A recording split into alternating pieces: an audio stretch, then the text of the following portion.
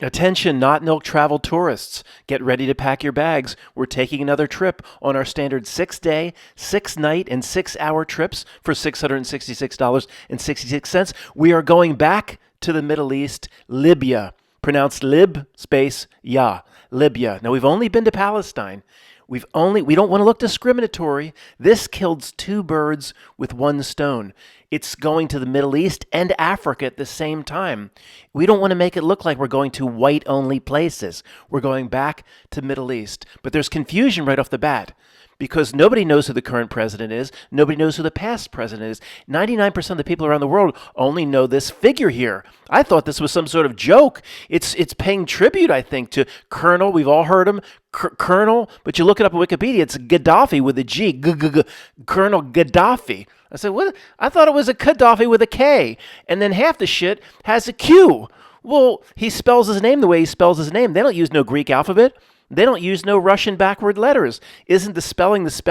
Right off the bat, it's confusing, but that's what makes our trip to Libya that's coming up, guys, so exciting. See, look at this from Wikipedia. Republic of Libya under Gaddafi. Gaddafi. There's all these different spellings. And by the way, Wikipedia, do you know what the word republic means, the definition?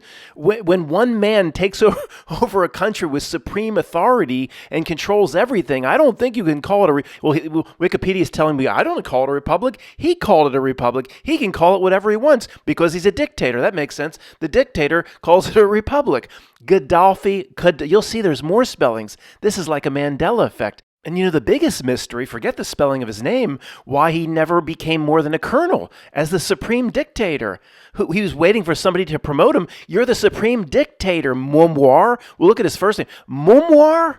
Miramar? Well, he could just declare himself general or whatever title he wanted. Remember Rodney Dangerfield in Back to School? He dug into the dirt. He said, I dedicate this building to myself. He said, I declare I'm promoted. He can promote himself. Why did you remain as colonel? There's something wrong with somebody like that. And look at that face, folks. Ladies, could you imagine waking up next to that? Hey, Mumwar, when this picture was taken, you best have been hung over. My goodness. Not looking too good. Not going to win Dictator of the Year from a Cosmopolitan magazine perspective. All right, let's just take a brief look at this, then we'll get our bearing. I'll show you the map, where we're going in Libya, the safety protocols we need to take because it's just run by a group of Teism people, I believe. Okay. Because all anybody knows about Libya is Colonel Gaddafi. I know he's been dead for years, but still that's all anybody knows. We'll start here, 2 paragraphs only, then we'll do the map, get our bearing, and I'll show you where we're going to be staying, all that stuff. But we need to start here first because all anybody knows is Colonel Gaddafi. So on September 1st, 1969, a group of rebel military officers led by Mumwar launched a coup d'etat against King Idris. At least we know the name of another Libyan leader. Nobody around the world knows the name of any other Libyan leaders but Gaddafi. They don't even know the current leadership, Matt. You know it, right? I have no idea. I have no idea if camels run the place, which we learn together. You think I know anything about Libya? We do not know travel tours. We learn on the fly together. I have no idea what's coming here. Became known as the revolution. Gaddafi was referred to as the brother leader and guide of the revolution in government statements and the official Libyan press. Well, of course, because he at that point he had threatened them all. I know you're yelling at me. Gaddafi became a pretty good guy, and I know all that. That I do know. That history will determine how fake it is. Just give me a few minutes. He began dominating history and politics of Libya for the next 4 decades. Moving to reduce Italian influence, in 1970, all Italian-owned assets were expropriated and the 12,000-strong Italian community was expelled from Libya, planting them in South Philadelphia. No, it doesn't say that. Expelled, really? Alongside the smaller community of Italian Libyan Jews. I had no idea. That's how South Philly came to be. The day became a national holiday known as Day of Revenge. It was later renamed Day of Friendship because of improvement in Italy-Libya relations. Renamed Day of Friendship? Wait a second. You can't just cover up atrocities by renaming the day. You threw their asses out. I don't know what you did. You rounded them up, got rid of them. Hey, Jack, you'll get the hell out of here. They threw their asses out. And then to try to prove relations, it's no longer Day of Revenge. We just want you. What do they have in Italy? What's it called? What did Mussolini set up back in the day? They got some sort of a parliament there to say, we don't call it Day of Revenge anymore. Our relation has improved. It's now the Day of Friendship. But you threw our brethren out. It's the Day of Friendship. It's all good, okay? You send me some strombolis, we'll send you some falafel. Sorry, but it's news to me that a simple rebranding can just cover up atrocities. The Holocaust? Call it something else. It's all good. Last paragraph. Libya's increase in prosperity was accompanied by increased internal political repression, and political dissent was made illegal under Law 75 of 1973. Widespread surveillance of the population was carried out through Gaddafi's revolutionary committees. Widespread surveillance in the mid-70s? What were they using? We used to sell these gigantic-ass camcorders at Silo, which was put out of business by Circuit City, which was put out of business by Best Buy. You had to put them up on your shoulder. They didn't got no some micros cameras. How'd they do that? But this was the son of a beach that started the surveillance and the shit that we have to put up with today? With your aunts and uncles saying, well, it's okay that as long as you're not doing anything wrong, Matt, why do you care? This is the guy that started it, that son of a beach. Gaddafi also wanted to ease the strict social restrictions imposed on women by the previous regime, establishing the Revolutionary Women's Formation to encourage reform. Well, wait a second. First, all this repression, now in the same paragraph, you're talking about Gaddafi as a reformer. Don't confuse me. At least put it in separate paragraphs. Put the evil in one paragraph and the good in another paragraph. In 1970, when I was born, a law was introduced affirming equality of the sexes and wage parity. Well, now he's a champion of liberalism. I'm confused. In 1971, Gaddafi sponsored the creation of a Libyan General Women's Federation. In 1972, a law was passed criminalizing the marriage of girls under the age of 16 and making the women's consent a necessary prerequisite for marriage. Well, that's great, Gaddafi, but Wikipedia bot, don't put in the same paragraph about all political dissent being illegal and widespread surveillance and then talk about the reform of women. Put it in a separate paragraph, okay? You don't do this. It's just weird, Wikipedia bot. All right, guys, since we're going to be traveling there shortly, let's look at a map, get our bearing on where we'll be going. To me, I thought Libya was still technically considered the Middle East. I guess it's really not. Central Africa, Matt, is not the Middle East. To me, in Philly, it's $50, and to me, it's the Middle East. So what? I'll even say the Middle East is all the way out to Algeria. Why? Because I said so. I guess we'll be flying through Italy, guys. The best way do you want to fly into Tripoli or Benghazi? I think from what we've heard about Benghazi, I guess Tripoli would be better. We'll fly into Rome here, Roma, and then we will fly down here to Tripoli. Come on, move this up. Tripoli there, the capital. I'm sure there's direct flights from Rome. And guys, if anybody wants to explore this coast here, I mean, there's got to be some prime real estate opportunities. Look that's the Med right there. Look at how much you think the real estate is along the boot bottom of Italy. You know how expensive this real estate is? Well, this real estate is probably untapped. Sure, it's overrun by terrorists, but that's no big deal. That shouldn't bother anybody.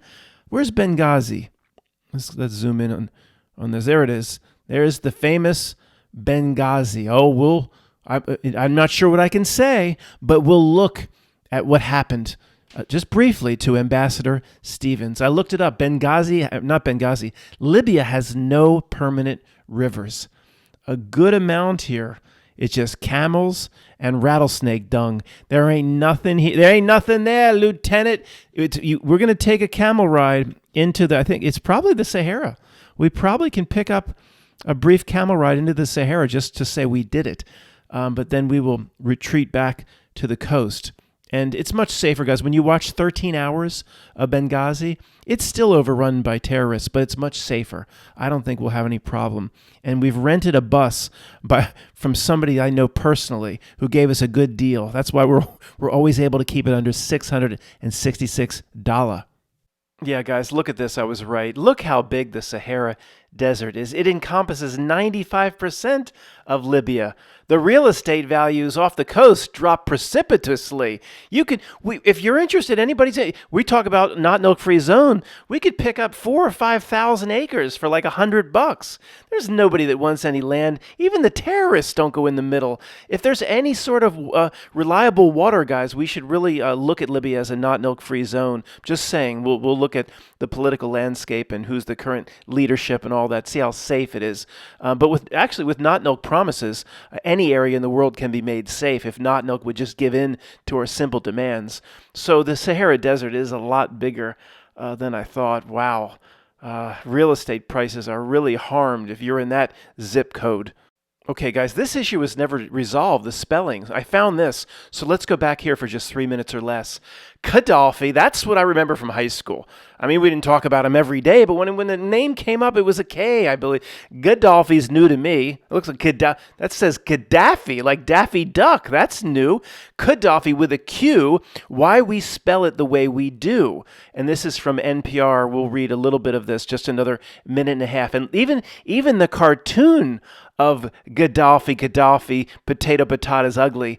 He can't even be made pretty in a cartoon. That's how ugly he was. Let's read a half page of this NPR article. If you've been following the news from Libya, you've noticed dozens of different spellings of the name of the Libyan leader. Here's a list of 37 spellings from the London Evening Standard.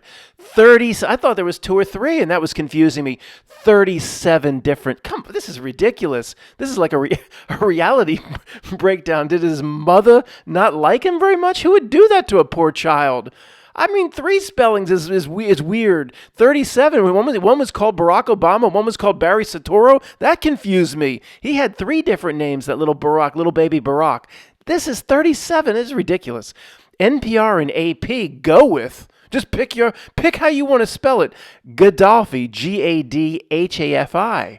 We figured it was just arbitrary, but no, there's a source. Back in 1986, Jill Swanson's 2nd grade class wrote letters to Gaddafi, and much to their surprise, we received letters back from Gaddafi. Oh, let me get this straight. A 2nd grade, dear Mr. Dictator, why are you screwing everybody over? And then he replied back, by the way, there's Department of State regs, but you can't just correspond directly with a foreign dictator.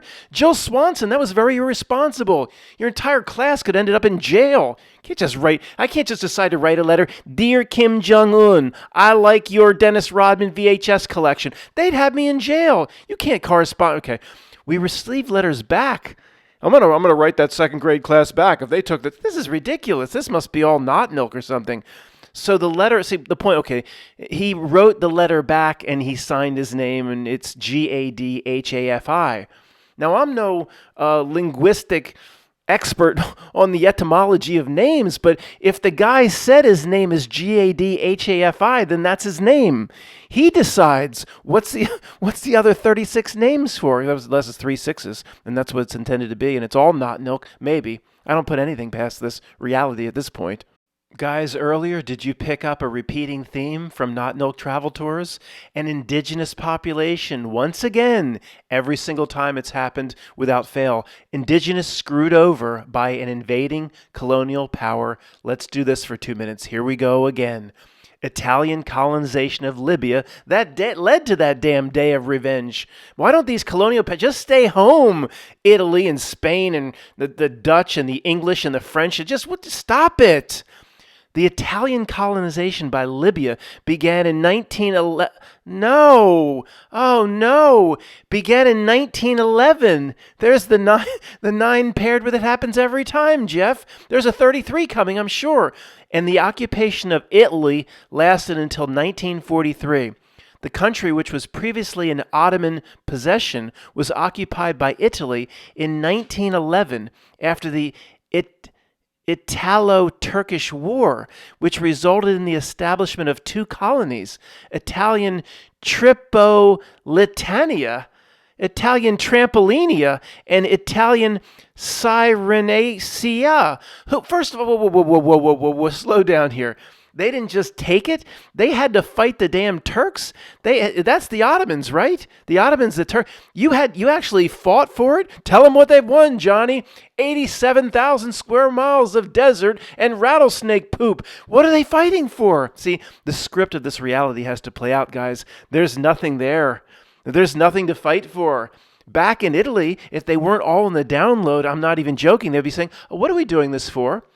A step aside. What are we doing this for? Let's say we win and we beat back the Turks, the Ottoman Empire. They're pretty tough at the time. I wasn't there. Pretty damn tough. What do we get? Tell them what they've won. 400 million square miles of rat turds and sand. There's nothing there. There ain't nothing down there, Lieutenant. What were they fighting for? This world's insane. By the way, it highlighted it in magenta based on what I searched for, not me. Let's just finish up the bottom section, move on. 1934, two colonies were merged into one colony, Italian Libya. 1937, the colony was divided into 4 provinces. Oh, that's great. 1939, the coastal provinces along the Med became part of metropolitan Italy as the fourth shore. See, that's the only real estate that's worth something. That's what they were after. They were after beachfront property. Now it makes sense. The colonization lasted until Libya's occupation by Allied forces in 1943. It took World War II to get these Stromboli lovers out of there, but it was not until 1947 Paris Peace Treaty Italy officially renounced all of its claims to Libya's territory. My bad. Treaty of Versailles, the Hall of Mirrors, that's World War I. After World War II, they said, my bad. And then Libya, remember that day of what's called the Day of Revenge? They had to wait until 1970. Oh, they were waiting for their chance. Then 1970 came and they said, oh, there's still a lot of Italians living here. Get out! Get out, you sons of bitches! Go back to freaking Sicily! And they kicked their asses out. What Libya did to the Italians is probably where Mugabe got the idea to do to the white mofos in Rhodesia/Zimbabwe. He's probably sitting back watching the whole thing and said, what they're doing to the Italians there in Libya, you think we can do that to these white mofos in Rhodesia here? We're going to change it over to Zimbabwe. I don't know the exact history, but he said, yeah, I think we can do that. They just got rid of that broke asses and sent them back to Italy. Let's get rid of these white sons of bitches and send them packing. And then he did. He got the damn idea from Libya. That's where it came from. Okay, guys, let's look at some pictures together as to where we'll be traveling to. We will be flying from Rome into Tripoli. The following 10 images or pictures are all Tripoli. And they say that the West is being taken down. You know, Paris is just horrible, and San Francisco is horrible. And look how nice the rest of the world is becoming. You know, it almost seems like some of these stories that are leaked are to get people like you and me not to go, while the rest of the world is built up beautiful. They take down the West. I'm surprised, guys. I mean, I didn't exactly expect slum after slum, but, you know, this is what they do, right? They have their, all of a sudden, like Grozny, like Chechnya, just 10 years or 12 years after a really nasty situation, ISIS with a war and all this, oh, then it gets beautiful. And all the Americans, because they watched that 13 hours, that movie bot, that 13 hours of Benghazi, no American will set foot in there. It's all theism people. And they build the rest of the world up, or they take down the West and they take down cities like San Francisco and Paris. This here, I think, is one of the worst parts of Tripoli, and it's better than all of San Francisco already. This is where we'll be staying. Best Western, $12 a night. Just see that blue building just around the corner. Can't see it in the image. This is where we'll be staying. And it's actually safer than San Francisco now. And there's all these beautiful things to see. Nobody in the West would believe Libya looks like this. They're building it up like Grozny and Chechnya, miraculously, just all building it up magically into beautiful things just 12, 15 years after all-out war. Yeah, this is where the Astana, this is where the Notnilc is putting its attention, while it slowly takes down the West. Guys, I know this from my cousin that lived in Morocco for 3 years. I'm trying to work with this Asfar booking for us to get us a camel tour. She took a camel tour from the south end of Morocco into the Sahara. You can pick up camel tours into the Sahara as you work south and civilization starts to thin out and there ain't nothing there. Lieutenant, they've got camel tours that will take you into the Sahara. Now, I'm trying to work with these these Asfar booking. Look what they want. Look bottom right. Price per person, $1,550. Price per child, $750. Matt, this has got to be the local currency. It must be the Libyan dollar or something. This can't be right. I looked into it. I asked those mother effers at Asfar Booking. You better tell me that's your local currency, and it converts to about $1.50 in my wallet. He says, we have the dinar, you American jerk. He actually said that to me. We have the dinar. So it's confirmed. It's U.S. dollars. That's the dollar sign. $1,550 to take a camel ride. I said, listen up, Ahmed.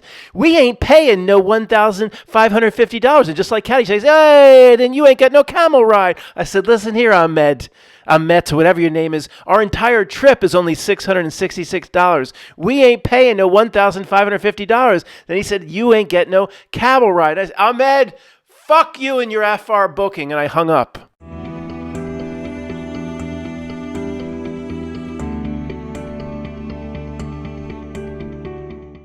Guys, I want to show you the hotel that I booked for us. They were kind enough to send me a video of one of the rooms. They wanted me to share that with you so you know how to pack. You don't want to overpack here. It's not a very big living space.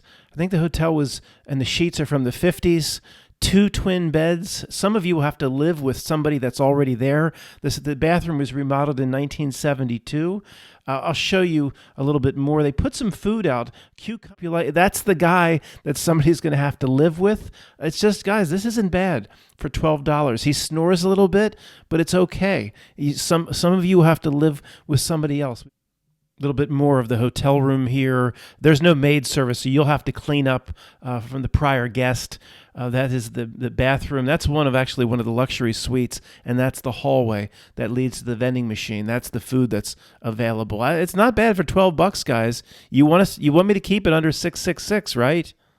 Okay, guys, before we go into a country, we Notnilc travel tourists take pride in knowing if there's any fake or fake/manipulated history associated with a country or region before we go. Oh my gosh, and imagine what we could look at here in Libya over the past 500 years. However, this one event takes the cake, at least in terms of modern history, and it will be the focus of our attention. Here's the book, 13 Hours in Benghazi by Mitchell Zuckoff. Zuck yourself off. Zuck off. And then in a little star there in black, soon to be a major motion picture. Remember, I forget we named it, guys, but I don't remember the name half the time. It's a reverse rule of opposites regarding how much a news story is pushed. Here on the book, under Hours, it says, the inside account of what really happened in Benghazi. Oh, sure. You can take the rule of opposites, apply it to how much a story is pushed through media, then you know that's not, what's in the book is not what really happened, especially if it says a major motion picture is coming to cement in our false and fake history. And look at this, what I found right here. Mitchell Zuckmeoff has another cover, a variety of different covers. So what we have is the trifecta of a false story. It might be a quadfecta. Is that a word? I don't care. It's a quintuple fecta. Look at all the shit. We got the name of the author himself, Zuckmeoff, but forget that. We won't even count that against him.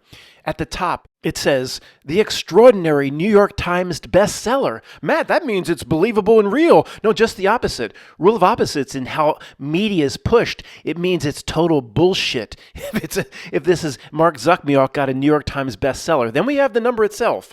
Oh, 13, yeah, right in your face. That number's not important to them. You don't think it's a cult or anything like that. You're not one of those people. No, it means nothing. Let's just move on. Then you have the date itself, September, the you-know-what. Oh, the same date, and then it's made into a motion picture, so that cements the history. You know what? I'm sorry. There's a few possibilities as to what happened here, but the official story is absolute bullshit.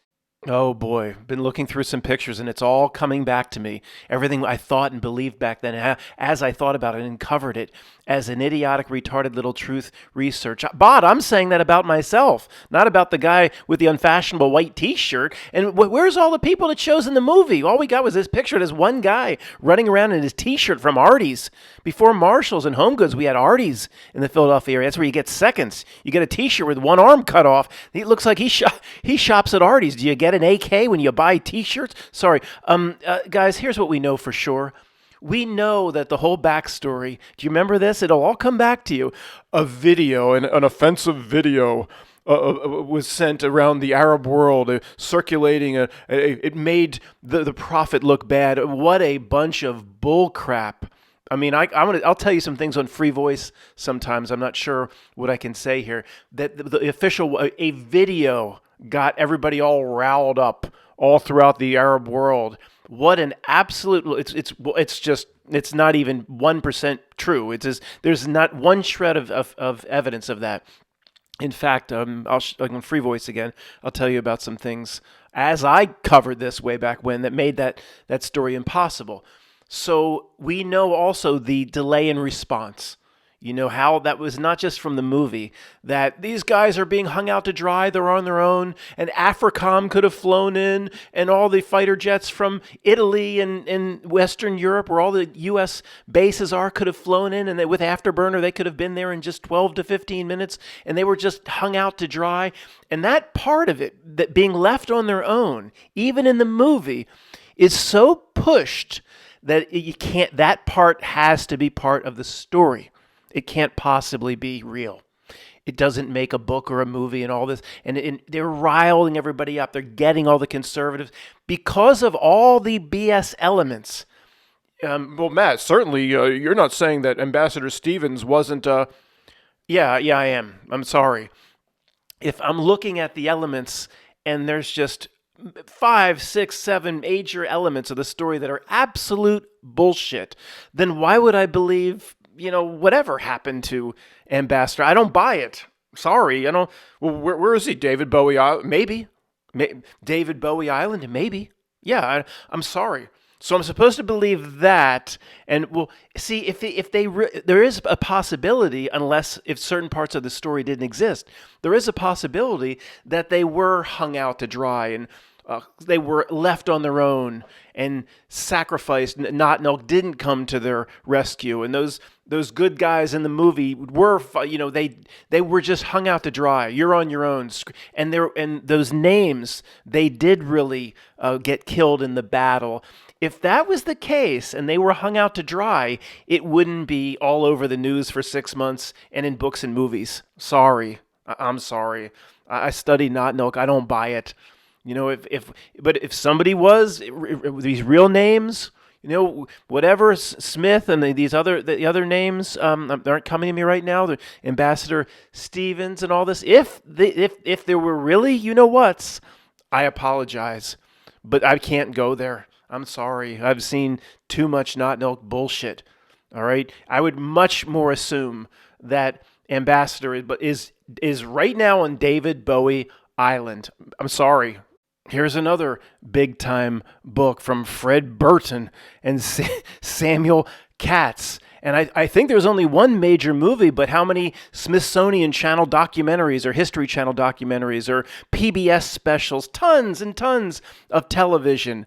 So we do stupid stuff here, so you remember. I make myself look stupid, so you remember. I'll steal it from Rudolph. Remember? Silver and gold. And you just replace it. Books and movies. Books and movies. The rule of opposites regarding how much a story is pushed in media. Books and movies. The more that's pushed out in books and movies, then you can just sit back and say 100% sure that's not what happened. And we should not get bogged down, I'm sorry, on what happened to 4 people. That is not, we have bigger issues. I'm sorry for whatever happened to whoever. I'll pull back what I was about to say. We were not going to get bogged down in that. But it was they had 20, 30, 40 people there. How come it only affected 4 people? What about everybody else? Let's not get bogged down. Our point is to observe in general what Notnilc is up to. And here's the real parts of it. Okay, the ultimate thug groups, these whatever they call IS, IS. There's different names for it.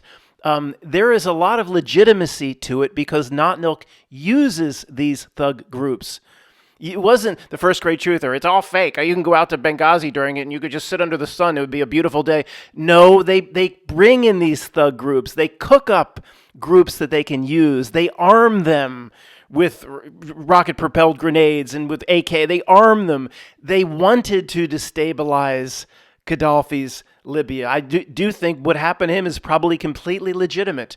Maybe he did push back a bit. I don't know. We've all heard those stories. He's probably not on David Bowie Island. I don't care what happened to Gaddafi. They destabilized Libya. Notnilc did. Of course, it was under the war was with the European Union had to go in and pick on little Libya. Even planes were coming down from France and Germany. If you forget, the European Union basically had waged war on Libya. But on the ground, they're thug armies. The T-ism groups, these idiot believers and their dumb causes, that's real. They do work these idiots up.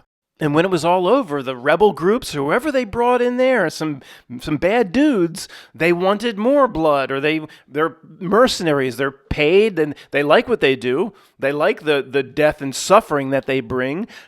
These thug armies, they're also probably paid. Well, they just picked them up and moved them over to Syria. Of course. Look, I'm saying it like definitively. I remember very clearly looking at it at the time. That is, to me, it was clear what was done. Okay, destabilize Libya. Then you have a group. Notnilc has a group that's right there, and they're ready to go again. And just take them over to Syria and destabilize that country. Not for the sake in and of itself of destabilizing Syria and Assad and that bullcrap story. To me, he's all part of it. It's all an act. But to then create a situation for the immigrant crisis. It's not fake. Aleppo is all bombed out. They then facilitate, these poor people then are used in Syria, and they are taken in to the different European countries to create the immigrant crisis. The smaller stories, or the micro, is not important. It's just the macro was about the immigrant crisis and situation that exists now throughout much of Western Europe.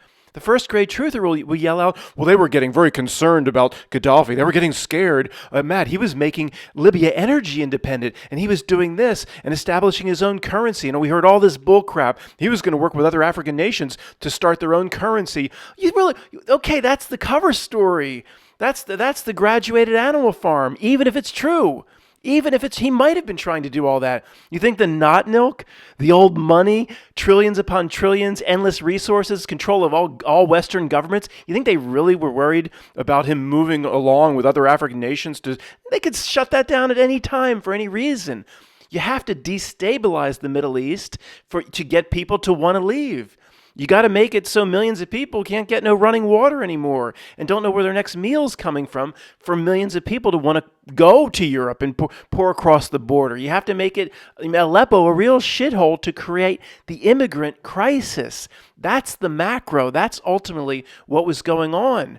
Any little specific about what Gaddafi was doing to push back on Notnilc infrastructure or to leave OPEC, it's all relevant. That's not what they were concerned about.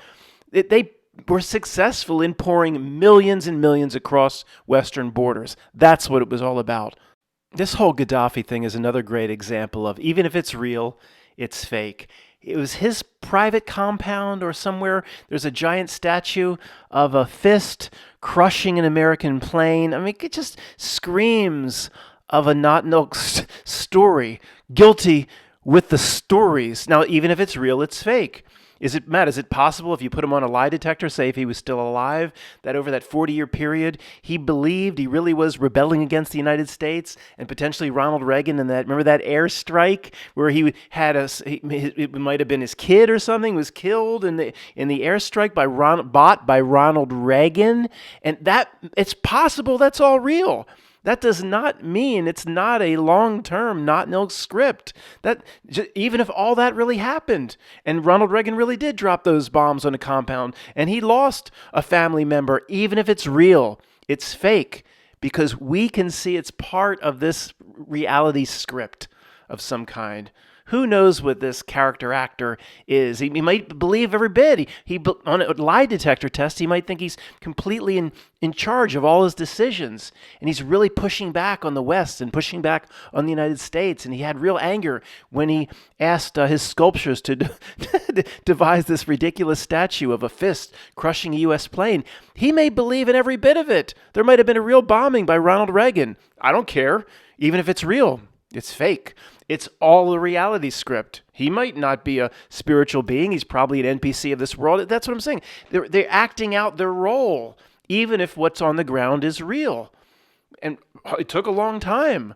I mean, going back, criticizing Gaddafi, going back 40 years for potentially participating in the Tiasmism regarding the Pan Am flight Lockerbie. He was accused of that. It's a long script. This Notnilc is very, very patient.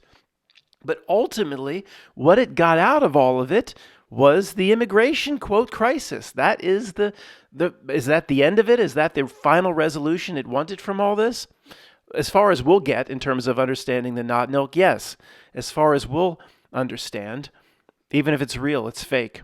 Don't care one bit what bullet really went off or what bomb was really dropped. It's still a Notnilc fake script that I can observe as a third party, as somebody that is rooted here, but is also coming from or rooted somewhere else, not bound to this place. When you look at it from 100,000 feet or from a different perspective or even a spiritual perspective, the script of this reality is ridiculous. But still, many in our community will want to tell me about how he was pushing back and he was making reforms and, oh, come on. Come on. Again, even if he believes in every bit of what he's doing, look how ridiculous the statue is with the fist with the crushed plane and defiance. I mean, come on. He may believe it all. He doesn't mean he's an actor. He may believe in every bit of what he's doing. Most of the Notnilc minions running around they believe in their roles. They don't see the big picture. We see the big picture, and it's laughable. Absolutely laughable. Thanks for listening.